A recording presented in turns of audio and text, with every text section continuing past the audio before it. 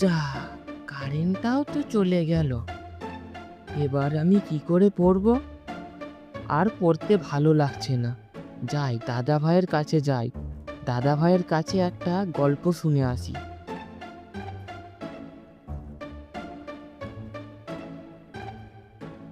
দাদা, আমাকে একটা গল্প বলবি? দেখ না, কারেন্টটাও চলে গেল।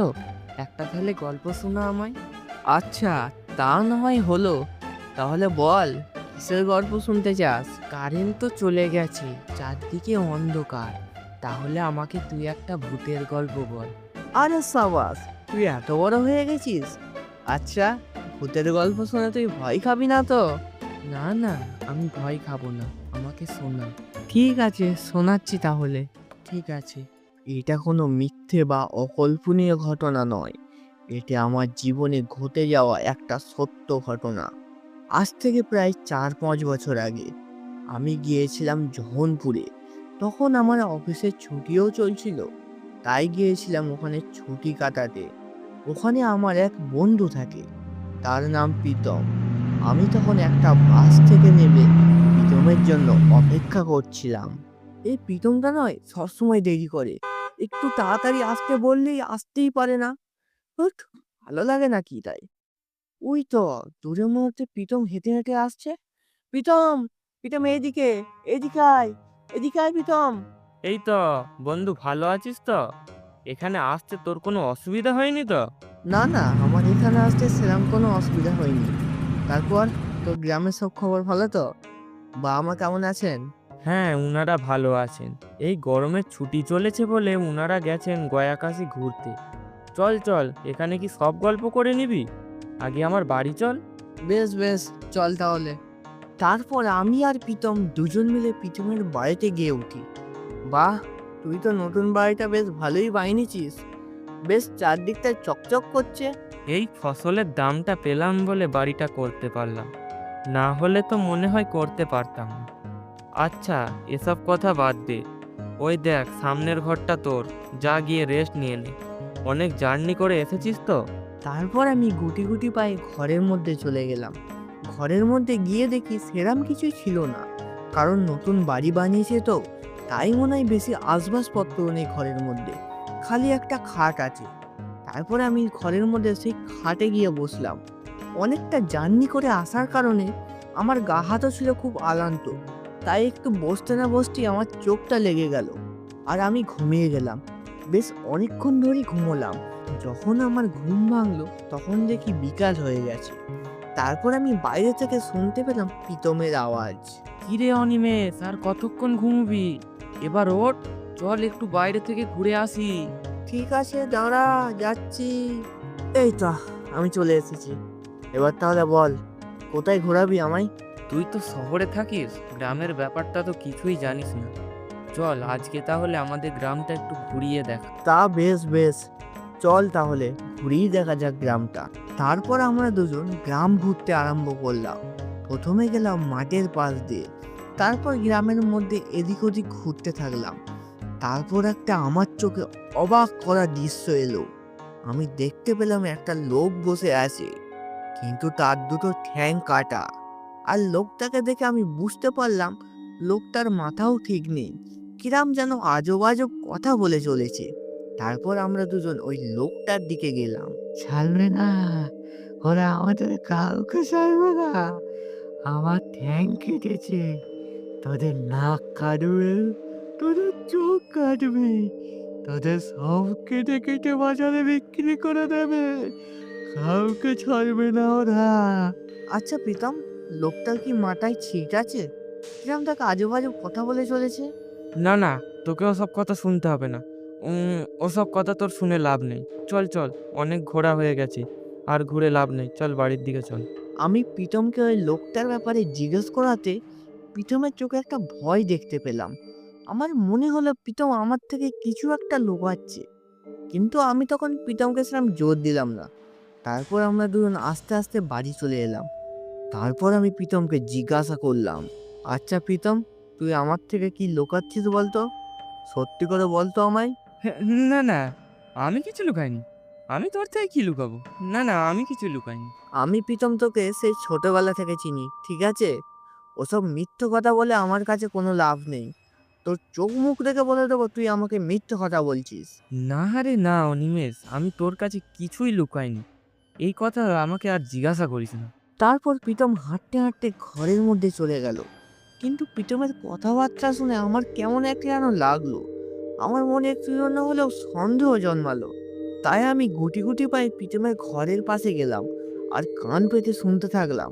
আমার মনে হলো প্রীতম যেন একটা আস্তে স্বরে কিছু একটা বলছে। এবার কি হবে? আমার বন্ধু যদি গ্রামের ওই পশ্চিমের ওই ভূতেদের হাটের কথা জানতে পারে, তাহলে তো মারা যাবে। না না, এটা আমি কিছুতেই হতে দিতে পারি না।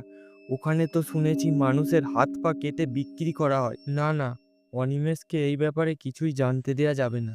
আমি এই কথাগুলো শুনে রীতিমতো চমকে উঠলাম। তারপর আস্তে আস্তে ঘরের মধ্যে গিয়ে বসলাম। তারপর মনে মনে ভাবতে থাকলাম, প্রীতম কি ওটা সত্যি কথা বলছে? এখানে কি সত্যিই ভূতেদের হাট বসে? এটা কি করে সম্ভব? ভূত বলে তো কিছুই হয় না। না না, প্রীতম হয়তো ভুল কথা বলছে। তাহলে প্রীতম এত ভয় খাচ্ছে কেন? ওটা মনে হয় কোনো চোরেদের দল হবে। আমি কি একবার যাব ওখানে? প্রীতম ঘুমিয়ে গেলে রাত্রির বেলা, হ্যাঁ হ্যাঁ, যা হয় হবে। একবার আমি গিয়ে দেখবো ওখানে। কিন্তু ওখানে তো এমনভাবে গেলে হবে না। ওটা যদি সত্যি চোরেদের হাট হয়ে থাকে, তাহলে তো আমায় চিনে ফেলবে ওরা। তাহলে আমি কি করব? হ্যাঁ, আমি তাহলে মুখে মেকআপ করে যাব ওখানে। হ্যাঁ, এটাই ঠিক হবে। তারপর আমি ঘুমিয়ে গেলাম আর ঘুম থেকে উঠলাম গভীর রাতে। তখন আমি আমার মুখে চোখে মেকআপ করে নিলাম। এই তো আমি রেডি। এবার তাহলে দেখাই যাক ওটা ভূত না চোরের দল। তারপর আমি রওনা দিলাম সেই গ্রামের পশ্চিম দিকের উদ্দেশ্যে। প্রীতমের কথা মতো যদি ওটা ভূতেদের হাট হয়ে থাকে, তাহলে আমায় একটুও ভয় পেলে চলবে না। মনে সাহস যুগে ওদের সঙ্গে কথা বলতে হবে। ঠিক সেই সময় আমি গ্রামের পশ্চিমের হাটের সামনে এসে দাঁড়ালাম। ওখানে যা দৃশ্য দেখতে পেলাম, ওই দৃশ্য দেখার জন্য আমি ঠিক প্রস্তুত ছিলাম না। এ কি? এসব আমি কি দেখছি? এ তো এটা চোরের হাট নয়, এ তো দেখছি সত্যিই ভূতেদের হাট। আমি কি বাড়ি চলে যাব? না না, বাড়ি যাব না, হাটের ভেতরে গিয়ে দেখি। তারপর আমি আমতো আমতো করতে করতে সে হাটের ভেতরে গেলাম। ওখানে আমার ভয়েতে জান বেরিয়ে যাচ্ছে, কিন্তু আমি তাও সেখানে সাহস যুগে এগোতে থাকলাম। দাদা, ও দাদা, এদিকে আসুন। দাম কমে রক্ত আছে, রক্ত একটু খেয়ে যান। বেশ নরম রক্ত, গরম গরম, খুব ভালো দামে পেয়ে যাবেন। দাদা নিয়ে যান। না না, আমি কিছু নেব না এখান থেকে। ও দাদা, ওরম বলবেন না, নিন না। দামে কম মানে ভালো, জিনিসটা আমার খুব ভালো। দাদা, ওর কাছে যাবেন না। পরশুকার মাল খাওয়াবে, বুঝতেও পারবেন না। পচাবাসি মাল খাওয়ায়। এ পচা, এই আমি তোর দোকানের খদ্দেরকে কখনো এরম বলছি? তুই আমার দোকানের খদ্দেরকে ওরম বলছিস কেন? ওই দুটো ভূতেদের কথাবার্তা চলাকালীন আমি ওখান থেকে পালিয়ে যাচ্ছিলাম। ঠিক তখন হাটের মধ্যিখান থেকে কেউ যেন আমায় ডাকলো। তখন আমি তার কাছে গেলাম। ও দাদা, কোথায় যাচ্ছেন? এদিকে আসুন, এদিকে আসুন, টাটকা মাংস আছে। আরে আসুন না, দেখে যান। ভালো লাগলে নেবেন, না হলে নেবেন না। তা কি জিনিস নেব আমি শুনি? এখানে তো দেখছি আমি কিছুই দেখতে পাচ্ছি না। কেন? এই তো, দেখতে পাচ্ছেন না? না, এখানে এখানে তো কিছুই নেই। উম, কিছু নেই তো এখানে। না, আমি কিছু দেখতে পাচ্ছি না। কি দাদা, আপনি কিছু দেখতে পাচ্ছেন না কেন? আপনি তাহলে মানুষ নাকি? না না, আমি মানুষ নয়, আমি মানুষ নয়। আমি তোমাদের মতনই ভূত। না না, আমি মানুষ কেন হতে যাবো? আমিও ভূত। আপনি মানুষ নন? তাহলে এইখানে প্রমাণ দিন। এই বাচ্চা শিশুর হাতটা খেয়ে প্রমাণ দিন আপনি। না না, এটা কি করে হতে পারে? না না, আমি এটা খাবো না। আমি এটা কিছুতেই খাবো না। আমি কিছুই খাবো না। না না, এটা হতে পারে না, আমি খাবো না। আমি তোকে প্রথমেই ধরেছি। তুই বেটা ভূত না, তুই শালা মানুষ। এবার দেখ তোর কি হালটা করি আমি। তোর আমি এখানেই ঘাড় মুটকে খাবো। তোর এই হাতটা কেটে আমি এই বাজারে বিক্রি করে দেব। তারপরে আমি সেই হাততলা থেকে প্রাণপণে দৌড়াতে শুরু করলাম। দৌড়াতে দৌড়াতে সেই হাততলা থেকে অনেকটাই দূরে চলে গেছি। তখন আমি একবারের জন্য পেছন দিকে তাকালাম। আমি যা দৃশ্য দেখতে পেলাম তার দৃশ্য দেখে আমার চোখটাও বড় বড় হয়ে গেল। আমি দেখতে পেলাম একটা ভূত আসছে উড়তে উড়তে, একটা ভূত হাঁটছে, আবার দেখছি একটা ভূত আমার পেছনে জোর দৌড়াচ্ছে। আমি তখনই বুঝতে পারলাম ওটা একটা ভূত নয়, ওটা হলো 3টে ভূত।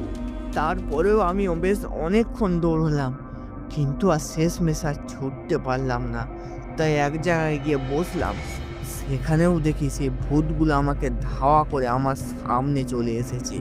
আমি আমি আমি তোমাদের এই জায়গায় ভুল করে চলে এসেছি। আমাকে তোমরা মেনো না, আমাকে তোমরা ক্ষমা করে দাও, আমাকে ক্ষমা করে দাও। তুই জানিস না এই ভূতেদের হাতে যে আসে সে আর কখনো ফিরে যেতে পারে না। এই ভুলের কোনো ক্ষমা নেই। দাদা, আমি সত্যিই জানতাম না, জানলে আর এখানে কখনো আসতাম না। তোমরা দয়া করে আমাকে ছেড়ে দাও, আমায় এবারের মতো ক্ষমা করে দাও। ছেড়ে দেবো মানে? তুই জানিস না সেটা তোর ভুল ছিল। ছেড়ে দেওয়ার তো কোনো প্রশ্নই ওঠে না। তোর রক্তটা তো আজকে আমিই বেচবো। আমার খুব বড় ভুল হয়ে গেছে, আমার ক্ষমা করে দাও, আমাকে যেতে দাও এখান থেকে। আমি এখানে থাকি না, আমার এই গ্রামে বাড়ি অবধি নয়, আমি শহরে থাকি। আমি আর এখানে কখনো আসবো না, আমার খুব বড় ভুল হয়ে গেছে, আমাকে যেতে দাও। তোকে আমরা ছেড়ে দিতে পারি, কিন্তু একটা শর্তে। সেই শর্তটা পালন করতে পারলে তো খুবই ভালো। আর যদি পালন না করতে পারিস, তুই যেখানেই থাকিস না কেন, তুই যেখানেই থাকবি সেখানেই তোর ঘাড় মুটকাবো আমরা। কি কি কি সত্য বলো, আমি সব শর্ত পালন করে নেবো। আমাকে ছেড়ে দাও, আমি তোমাদের সব শর্ত পালন করে নেবো। দেখ, ভেবে বলছিস তো? তাহলে শোন, আমাদের একটা মৃতদেহ চাই। এগুলো তোমরা কি বলছো? মৃতদেহ? মৃতদেহ আমি এখন কোথা থেকে পাবো? আমরা ওসব কিচ্ছু জানি না। তোকে তো আমরা প্রথমেই বলেছিলাম তুই সব সত্য মানতে পারবি। তুই বলি হ্যাঁ হ্যাঁ পারবো। এবার তুই বল, তুই কোথা থেকে মৃতদেহ পাবি তোর ব্যাপার। আমরা ওসব কিচ্ছু জানি না। তুই জোগাড় করতে পারলে ভালো, নয়তো মর এখানে। না না না, আমি যাচ্ছি। আমি যা হোক করে হোক তোমাদের মৃতদেহ জোগাড় করে দেবো। আমি যাচ্ছি, আমি তোমাদের মৃতদেহ জোগাড় করে দেবো। তখন আমি হাট থেকে বেরিয়ে এলাম আর মনে মনে ভাবতে থাকলাম, এত রাতে মৃতদেহ কোথায় পাবো? তারপরে আমার মাথায় একটা বুদ্ধি চলে এলো। সামনেই আছে একটা শ্মশান, ওই শ্মশানে গেলে তো মৃতদেহ পাওয়া যেতে পারে। তারপরে আমি বেশি দেরি না করে ঝটপট গেলাম ওই শ্মশানের দিকে। ওই তো ওই তো দূরে একটা মনে হচ্ছে মৃতদেহ পড়ে আছে। এই মৃতদেহটাই বাঁচাবে আমাকে এই ভূতেদের হাত থেকে। তারপর ওই মৃতদেহটাকে টানতে টানতে আমি বাজারের দিকে নিয়ে যেতে লাগলাম। তারপর ওই বাজারে গিয়ে দেখতে পেলাম ওখানে কেউ নেই। তারপর যেন কোথা থেকে হাওয়া বইতে শুরু করলো, আর আমার সামনে 3জন ভূতই চলে এলো। তুই এনেছিস? বাবা বাবা বাবা! হ্যাঁ হ্যাঁ, আমি এনেছি। আমি তোমাদের কথা মতো মৃতদেহ এনে দিয়েছি। এবার তোমরা দয়া করে আমাকে এখান থেকে যেতে দাও, আমাকে যেতে দাও এখান থেকে। তুই আমাদের শর্ত মেনেছিস, তোকে তো আমরা ছেড়ে দেব। যা, তুই চলে যা। আর হ্যাঁ, আর একটা কথা, এই কথাটা কাউকে বলবি না।